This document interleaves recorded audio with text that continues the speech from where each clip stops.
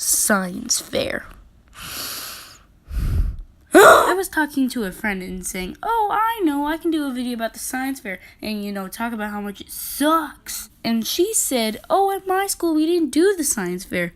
What? That got me wondering, did other people not do the science fair? So I did my own science experiment on Twitter, and I ran a poll and asked you guys if you did the science fair and whether you enjoyed doing it. And 58% of you said you didn't have to do the science fair. Like, that was way more than I expected. That's the majority. I renamed this group of people the lucky ones. And when I asked you if you enjoyed doing it, 21% of you said you did enjoy it, and 21% of you said you didn't. I know Twitter polls aren't the most accurate sources of data, but I think it's safe to say this is a pretty split issue. Now, I'm in the 21% of people who didn't enjoy the science fair. And don't get me wrong, I love science. Okay, well, that might not be true. I really hated biology and chemistry. That was just a mess. But physics was okay. Maybe I don't like science. I just like space and watching these.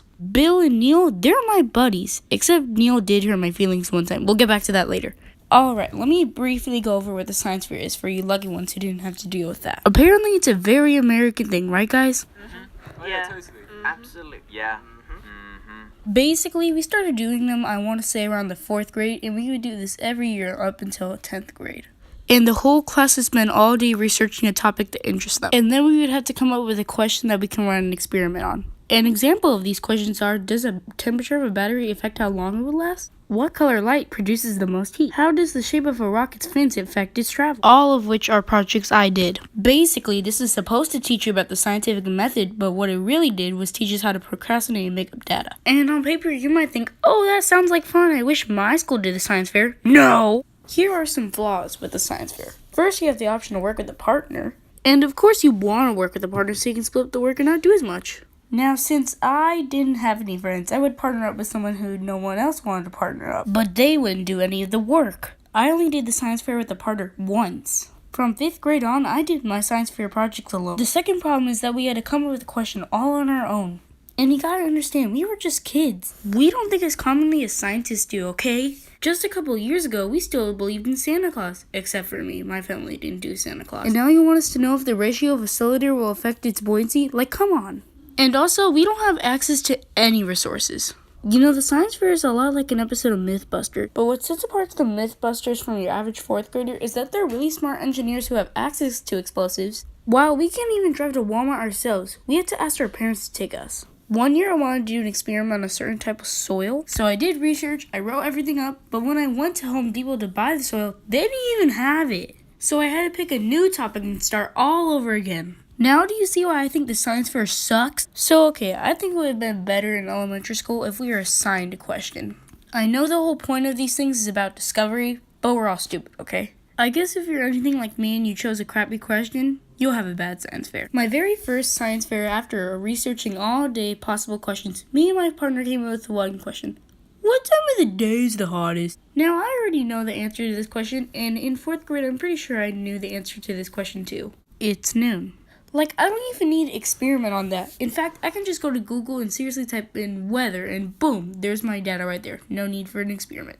But the science fair isn't just finding the answer to your question, no. First, after you research the topic, you have to write a hypothesis. A hypothesis is basically you guessing what you think the result of the experiment will be, but you don't write it down as, I think this will happen. No, you write it like you know it's gonna happen. A formula, science, for a perfect hypothesis is if blank, then blank, because blank. Let's use my battery experiment. I said, does the temperature of a battery affect how long it will last? So after doing research on how batteries work, a hypothesis for the experiment would be, if 2 AA batteries are used at different temperatures, then the battery in the free hot temperature will not last as long because the battery's fluid will evaporate, which damages the internal structure of the battery. Spoiler alert, no, it doesn't. I put 2 batteries outside, 2 in the freezer, I let them sit in, and then I plugged them into my Game Boy Advance, and they lasted the exact same amount of time. I learned nothing. So you also have to write the materials you use for the experiment.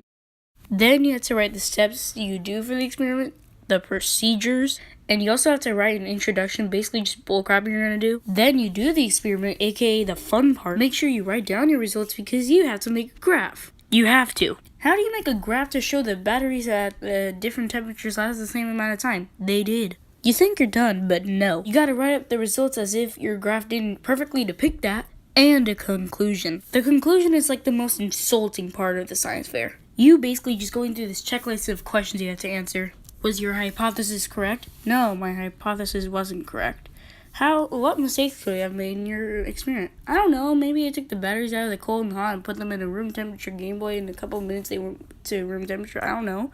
How can others use this information you found? What do you mean? All the batteries last the same.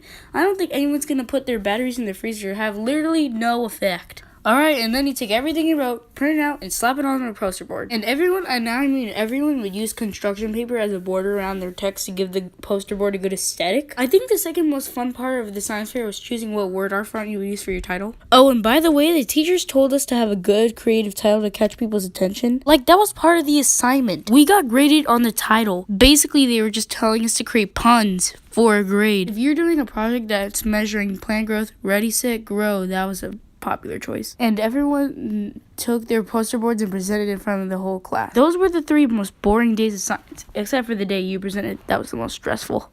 And then after all that, everyone in the school put their poster boards up in the cafeteria, and then it was fun to walk around and see how other people decorated their poster board. And you could always tell whose moms helped them. So overall, I didn't have a good time. Those 21% of people who did enjoy it, I'm glad you liked it. But me and the other 21% of people think you're huge nerds. And when I asked that Twitter question, I had some people message me saying, yeah, I got 3rd place and all I had was a cup of dirt. Ha ha ha ha. And that made me wonder, wait, it was a competition?